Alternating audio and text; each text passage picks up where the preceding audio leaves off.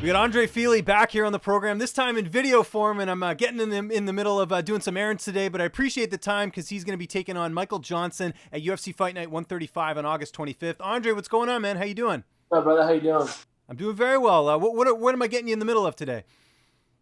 I'm currently in the middle of making some eggs. Oh, So good stuff.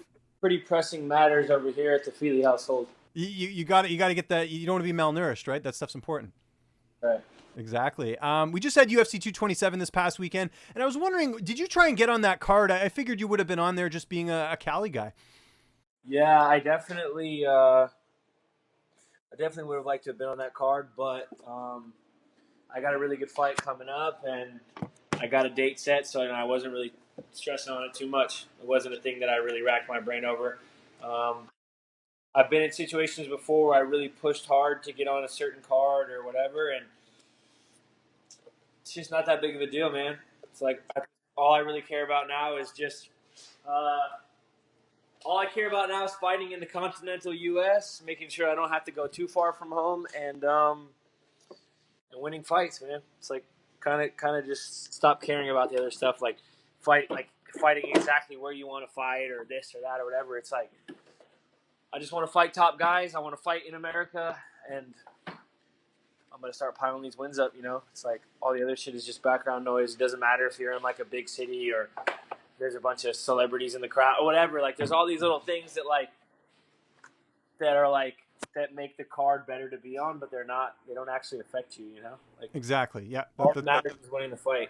Let's talk about your last fight. Of course, you get that split decision over Dennis Bermudez. I know you didn't get the finish, but you must have been pretty happy getting a big win over a notable veteran in Dennis Bermudez. Yeah, I was happy. I was happy with the win, but I wasn't especially impressed with my own performance, and so that's something I'm looking to rectify. Next fight, I'm looking to really get in and make a statement and kind of prove a point that I'm here to finish guys. I'm here to have exciting fights. I'm here to climb up the ranks, get a number next to my name, and I'm coming for that world title eventually because that's got to be the goal, So,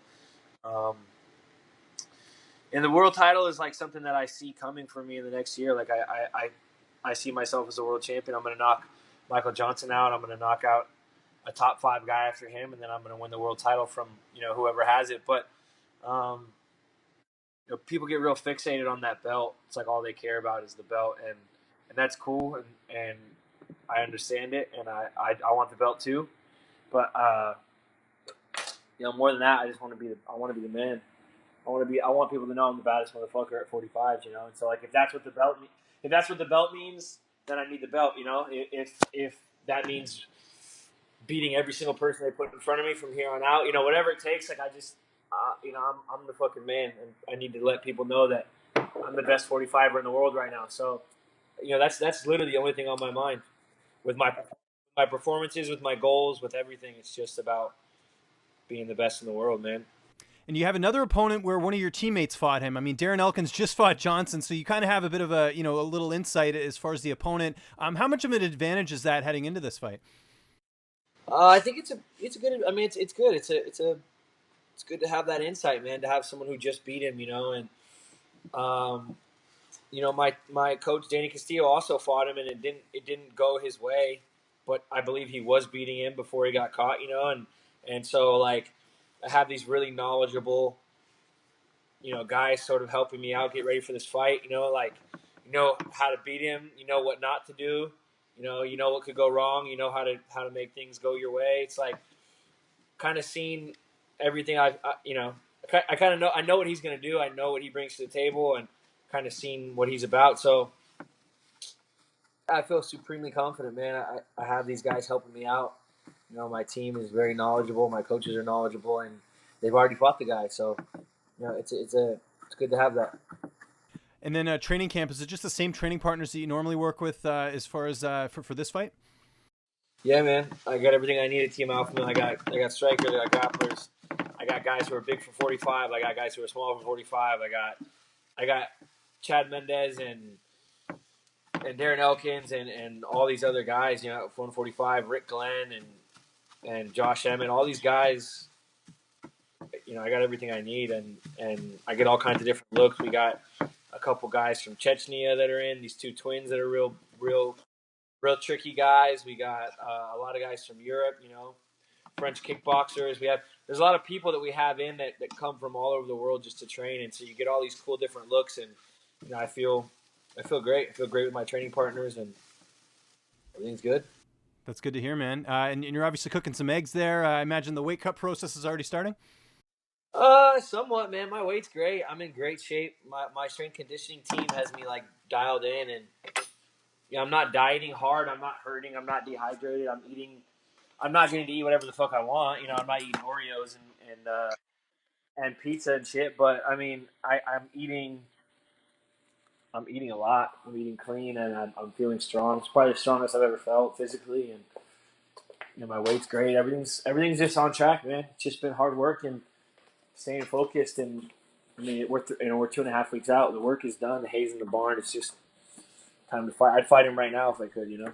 Yeah, no, I can feel it in this interview, man. I love the confidence and the attitude and everything like that. You brought up Josh Emmett, your teammate there. A lot of people kind of wondering what's next for him. Is he looking to get back in the cage soon? We haven't seen him since the Stevens fight.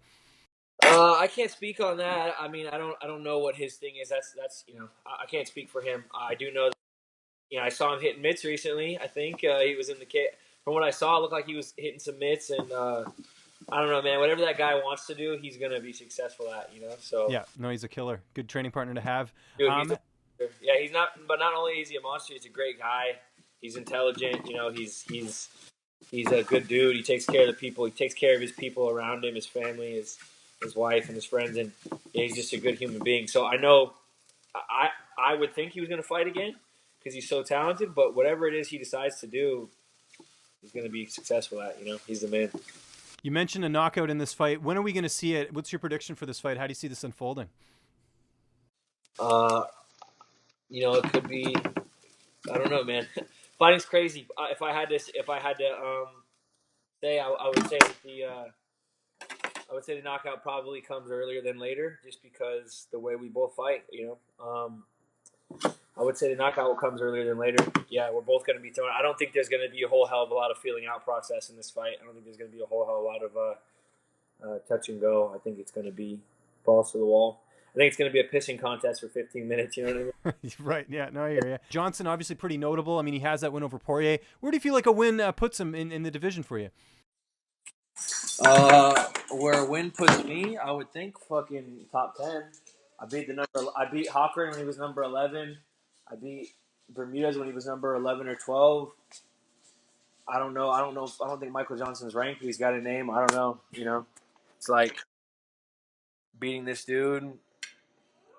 Hopefully, put a number next to my name, but the UFC loves to not have me ranked, so we'll see. We'll see. I can't control that shit. You know, it's like that's been a big part of my life the last few months, getting ready for this fight, and even before is just focusing on the shit that I can control. You know, all I can control is beating Michael Johnson. You know, I've been doing all the work to beat him. I'm gonna go in and perform, and wherever the UFC decides to put me in their fucking arbitrary number system, then that's where they put me. You know, but all I can focus on is beating the fuck out of people. So that's what I'm gonna do. Well, I know you're doing some stuff outside the cage as well. You and I actually have a mutual friend in Rick Lee, and I know you were just in a movie that he did or he worked on recently because I saw the trailer for it. How was that experience getting to be an actor for a movie? Yeah, it was cool. It was a very coal experience acting, and you know, it's something that I plan on doing a lot more of. And it was a good experience because I didn't want to be in a movie where you just like jump in on screen, throw a spin kick, get shot, fall off the screen, and that's Right, like a typical action. yeah. Like I didn't want to do a thing that fighters usually do cameos in movies, and they're just corny. You know, this was like a real movie with a narrative and like a character driven narrative, and you know, characters that you actually gave a shit about, and you know, I got to do some real acting, so it was a cool experience. It was a fun thing, and I'm really excited to do more of it. Honestly, Were you more nervous doing this, or more nervous stepping into the cage? oh, acting doesn't make me nervous at all. Yeah, it doesn't matter. What's the worst thing that happened? You fucking suck at acting. Of course, I Well, suck. people react to situations differently, but yeah, no, that's good to hear. I mean, that was my thought. I mean, that's my thought process with music or acting or anything. Like anything that's not fighting. Like who cares? Like if you fucking suck at it, the worst. I mean, you're not getting knocked out in front of millions of people. You know what could with fighting, you have real repercussions, like real dire repercussions for your actions. With acting and music and stuff like that, it's just fun because like you get to express yourself, you get to be artistic, like with fighting, but no one's trying to take your fucking head off, you know? Yeah. No, I hear you on that. Well, this is going to be a great fight. It's coming up here August 25th. It's UFC Fight Night 135. Andre, it was great getting a chance to talk to you today, man. Just remind people where they can find you on social media. And if you have any sponsors or shout outs, the floor is yours. Yeah, just hit me up on Twitter, Instagram. Actually, I don't really use Twitter, right? People say Twitter, Instagram, everything, whatever. Just at Touchy Fili, TOUCHYFILI. And yeah, I have some really good sponsors that look out for me. CBD company called Citizen CBD. Really, really solid, really high quality stuff. Helps me with recovery. And US Cryotherapy, Red Gear, Purix Labs. A couple guys who really look out for me. So yeah, it's been good to have that support.